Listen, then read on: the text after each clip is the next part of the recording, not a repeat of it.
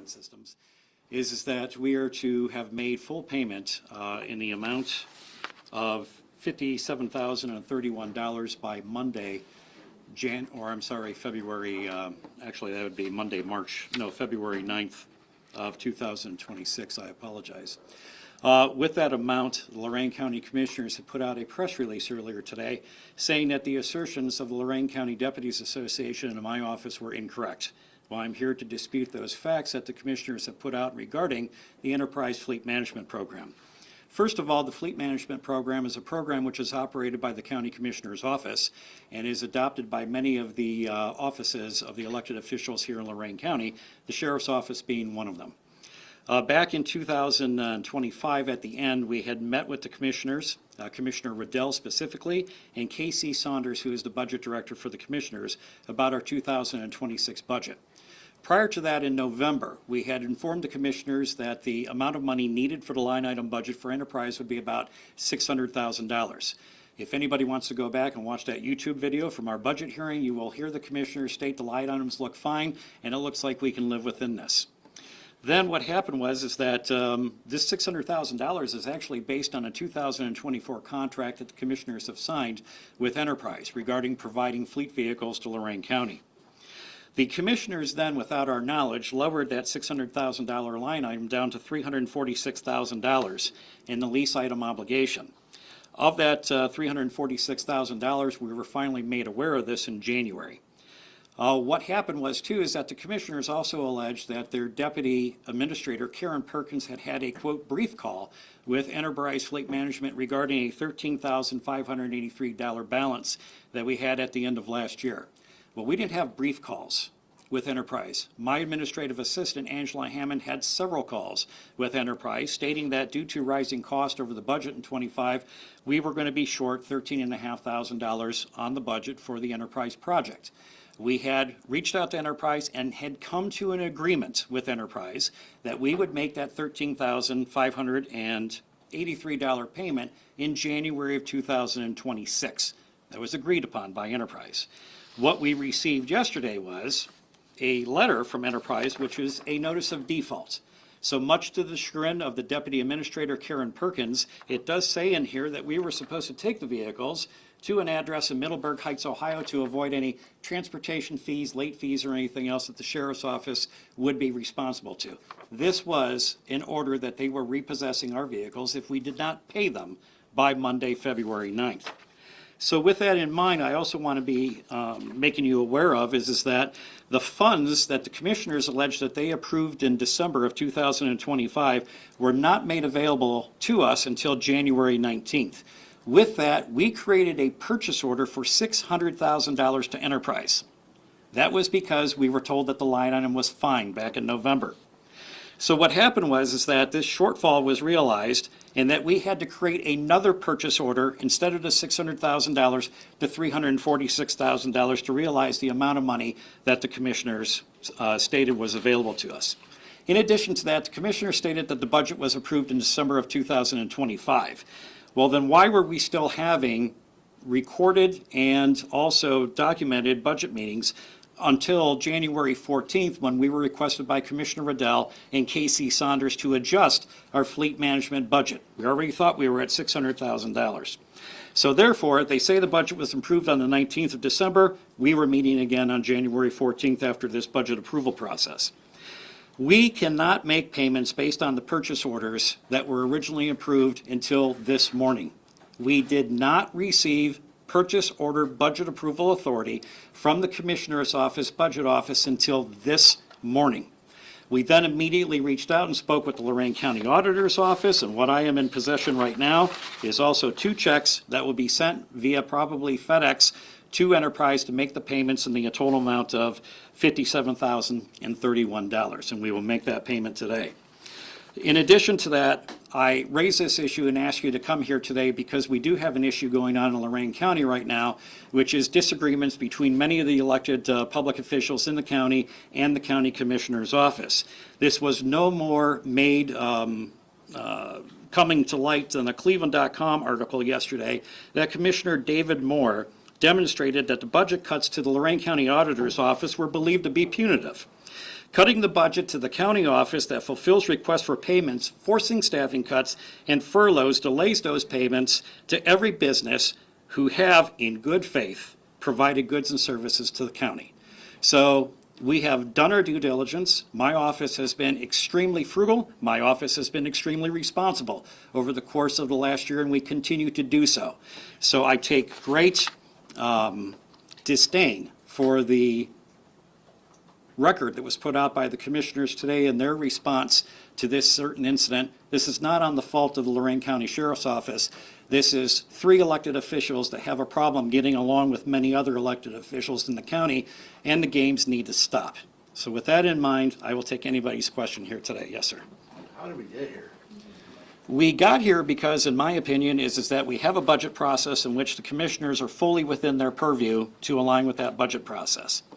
There are certain expenses and fees that I am the largest consumer of the general fund in Lorain County. We take up a majority of the budget. So therefore, there are a lot of things that we look at. My chief deputy and our staff have taken extreme cuts to make sure that we fit within the budget. If you go back through the commissioners' meeting, you'll see that we were continually praised by the commissioners for our fiscal responsibility, our budget cuts, and what we've done to fit within the budget. And so therefore, we have other projects that take place in the county which we were told money had to come from somewhere to pay for some of these other projects. Every elected official in this county, judges, the recorder, the auditor, the prosecutor, we've all tightened up our budgets to meet that, but again, it wasn't good enough and they kept coming back for this. So therefore, this is a situation in which we have to make a case for our budget. We have to have better communication, because to go from $600,000 to $346,000, and especially on January 14th, when we sat down with Commissioner Riddell and Casey Saunders and told them this was impossible. We told you that this line item had to be $600,000, which we had already cut prior to that meeting on January 14th. So if the budget was approved in December, why are we still having talks in January? One last thing. You said you got the check right there, so the situation seems to be resolved for now, but you still have some greater concerns, and that's why you asked us to come in? Well, the greater concerns is I think the public of Lorain County needs to know that the elected officials of this county are having difficulty getting along right now.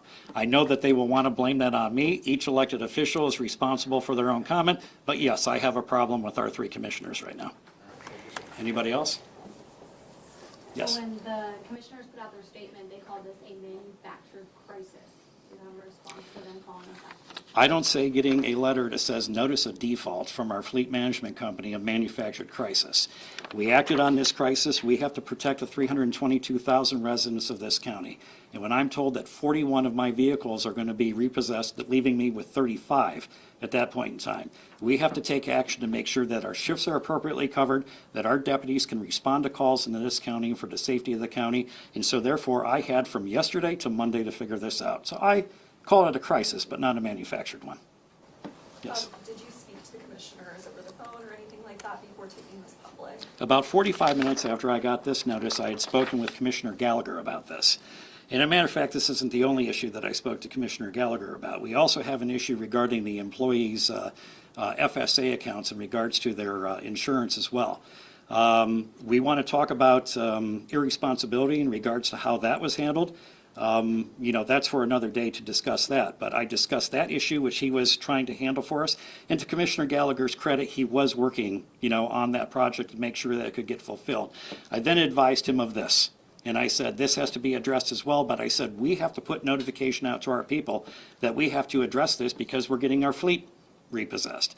So the chief deputy, at my request, put out an email last night to all the deputies in the office to prepare for the fact that we may have to turn vehicles in the Middleburg Heights on Monday to make sure that we're getting our equipment out of there. Those vehicles are assigned individually to the deputies because they take care of them for the fleet, and we get more mileage out of our cars. They're treated better. So therefore, any items or the way that they had their cars set up, we started telling them last night to remove that. We can rescind that order now because as of about 2.5 hours ago, I did receive the 2 checks in order to send the enterprise, which that has been done as we speak. So, yes. Okay, so I know the 2 checks, approval aside, going forward, I know you said there's still some concerns, but as far as your cruisers, I'm assuming they're going to be in good standing, and so in the future, who's physically supposed to, send these checks? You or the commissioner's office?